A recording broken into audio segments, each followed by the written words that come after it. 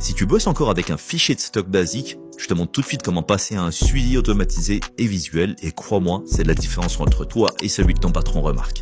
Ok, donc quatrième partie, si vous voulez voir les précédentes, n'hésitez pas à passer sur mon compte, elles sont déjà publiées. Donc, on venait de construire notre colonne différence, et là on va faire exactement la même mise en forme conditionnelle que la vidéo d'avant. Donc si vous voulez que je détaille encore plus, n'hésitez pas à aller regarder la vidéo précédente, mais en gros on va refaire exactement la même chose pour la mise en forme supérieure en vert, pour la mise en forme inférieure en rouge, et quand la différence est neutre, on va la mettre une fois de plus en jaune.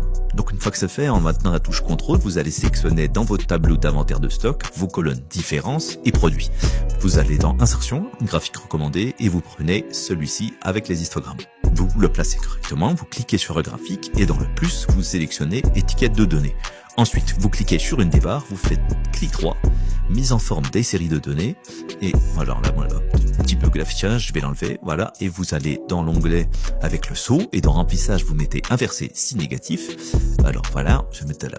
Alors, il faut juste que je modifie quelque chose, on voit que j'ai pas beaucoup de valeurs rouges, donc je vais un peu modifier mes aléas entre bornes.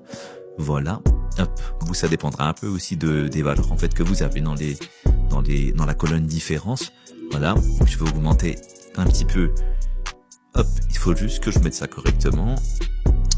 Donc là vous voyez que justement ça, c'est en fonction de vos données, vous aurez des représentations un peu différentes. Moi voilà, je vais créer des différences un peu plus abruptes on va dire. Hop voilà, donc je retourne dans inverser si négatif, et voilà. Donc je vais pouvoir mettre en vert ce qui est positif et en rouge ce qui est négatif. Et on voit que là, ça marche bien. Donc une fois que c'est fait, vous allez cliquer sur votre texte, vous faites mise en forme, donc clic droit, mise en forme de l'axe, et dans étiquette, vous allez mettre position de l'étiquette en haut, comme ça on va pouvoir voir nos valeurs et nos histogrammes correctement, et dans le plus, vous enlevez le quadrillage. Donc moi je vais juste sélectionner le texte et je vais aller le mettre en gras, comme ça ce sera un petit peu plus lisible. Donc voilà, vous pouvez dimensionner comme vous voulez. N'hésitez pas à me dire en commentaire si vous voulez plus de vidéos de ce type.